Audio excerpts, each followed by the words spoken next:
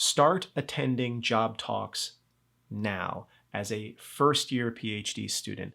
That might sound really strange as a piece of advice. Obviously, you're not going to go on the market for a good number of years. You're not on the committee to hire anybody, so you have absolutely no influence, presumably, on the hire. So why would you want to do this? Well, this tutorial is going to try to make the case that you need to begin the process of that dirty, dirty P word, professionalization, early, before the stress kicks in, before it even matters, rather than later. So let's imagine two scenarios. One is you're a sixth-year PhD student going on the job market for the first time. You're feverishly trying to make progress on your dissertation. You've got a conference paper you're working on. You've got a mountain of application materials you need to get through. And then it hits you like a brick. Holy moly, I have never seen a job talk in my life. So what happens if I get invited to a campus interview? I don't know what they look like. And so it's all going to go up in smoke. Oh my gosh, my department is hiring. I need to go. And so you go, if you're lucky enough to realize that there's a search, or if there's lucky enough to be a search at that moment, and if you're lucky enough to know that and go and be free and everything. But let's say that all of those things align and you go. Well, then you're in the audience and your brain is sort of half occupied by this kind of staticky anxiety where you are projecting yourself into this scenario and you're looking around the room and you see 50 people staring at this person and you're like, oh my God, you're trying to take notes on what they're doing well and what they're doing badly, but you're also trying to listen to their argument. There's just too much going on for you to do a sober analysis of what a job talk looks like. How long is it? What are the modes? What are the traditions? What are the conventions? What did I like about this person's performance? What did I not like? What did their slides look like? How did they use visuals? How do they interact? How do they run Q&A? All of these different things that are key to a job talk. If you're a sixth year going on the market and you just need one model for what a job talk looks like, you're going to be too nervous. There's too much at stake for you to actually absorb the lesson that you are learning. Now contrast that. Let's say that you're a first year, like I'm recommending that you do. It could be a second year, third year, and you take my advice and you go to your department administrator, or you can go to, your advisor maybe, but I think the department administrator would actually know probably better. Are we running any searches this year? Do we have any searches that we're doing? Let's say the answer is yes. We're doing a search for assistant professor in such and such position. May I ask when the talk is? Because typically job talks are open. They're open to the public. They are simply not advertised as job talks. Like if you looked at the, University of Wisconsin public calendar and it shows a talk, that talk could be a job talk, but it's not going to say like job talk, job talk, job talk on the calendar. You need to know that it is that. Otherwise you might attend and just think, oh, it's a talk. So you find out from your administrator when it is and you go. Well, you're there. You're like, I'm a first year. I have no horse in this race yet. I can just take notes. I can take notes both on the substance of what this person is saying and the form of how they're performing it. I can think about their slide. I can think about their body language. I can think about how long all those things I listed before. You're now in this sense of calm, peace, not having a horse in this race yet. And you can start to absorb this. And then, not only that, but let's say that in the following year or the year following, there's another search. And now you have a point of comparison. Or there's a search in another department that you have some kind of theoretical adjacency to. And you find out from their administrator when the talk is, and you make a point to go. Maybe, just maybe, you find a way to either be invited informally or to actually serve as the grad student rep on an admissions committee.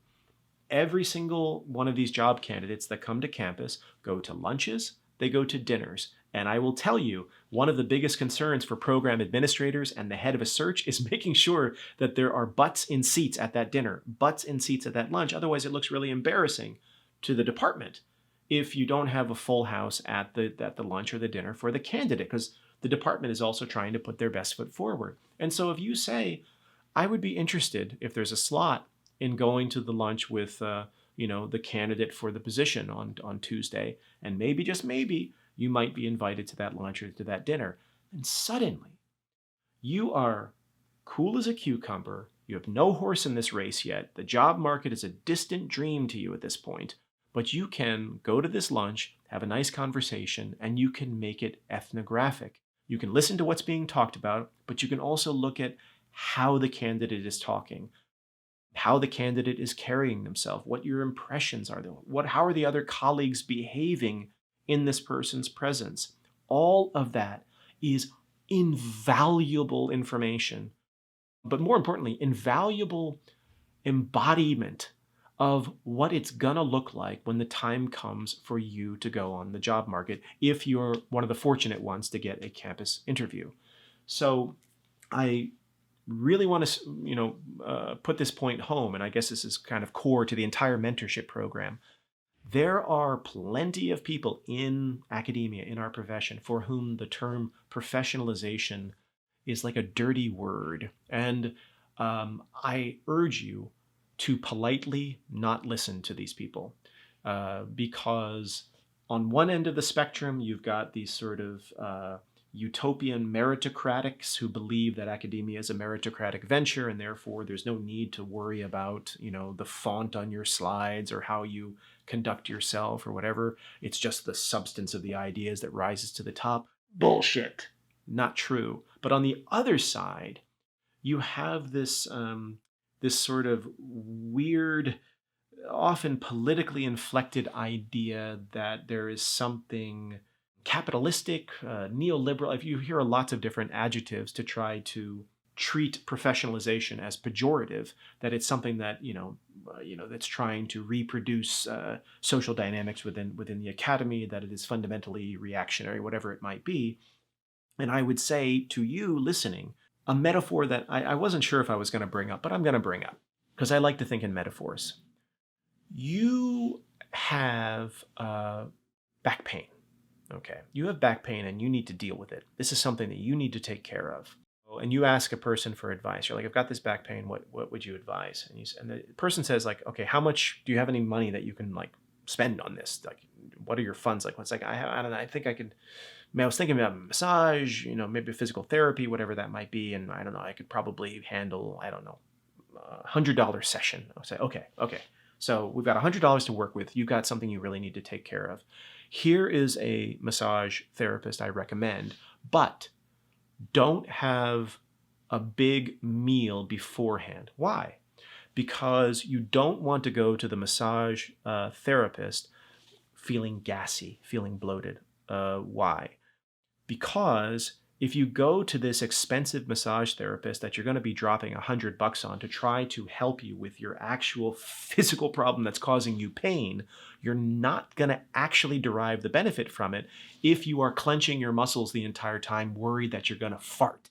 If you're worried the entire time that you're going to embarrass yourself and you're clenching your muscles, no matter what this massage therapist does, it will be $100 burnt, because there is a little piece of it that you're not doing correctly. There's a little decision that you are making if you eat a big meal before this that will ruin everything else about it, because you, not because of the massage therapist and not because of their judgment of you, because of a decision that you make, which will cause you to make other decisions like clenching your muscles, which will then destroy the rest of the experience. To me, in my view, professionalization is in many cases the equivalent of saying don't have a big meal before the massage.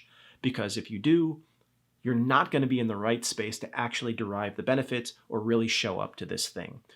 You want to start to know what these different professionalization elements are, not because you are sort of a pathological, like catch me if you can con artist who's trying to con your way through life, nor is it that, any other number of metaphors. It's simply that there are so many decisions that we make, little small decisions we make throughout all of our days.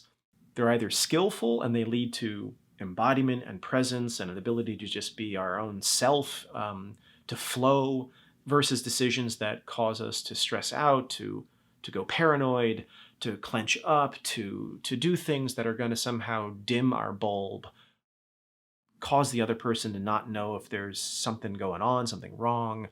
And these decisions are small, really, really small. So back to, or forget massage therapists, forget my various metaphors, going back to the idea of, as a first year, starting to think about these things, is that you're relaxed. You are totally relaxed in that job search, in the audience of that job search, at the lunch of that job search candidate, at the dinner, and you're going to be able to absorb and embody all of these different lessons such that when the time comes, if and when the time comes, it's going to feel familiar to you. It's going to be like, I know this, I know how to navigate this a little bit better than I would have if I had never seen this before in my life. That's all I wanted to share with you in this tutorial. I'll see you in the next one.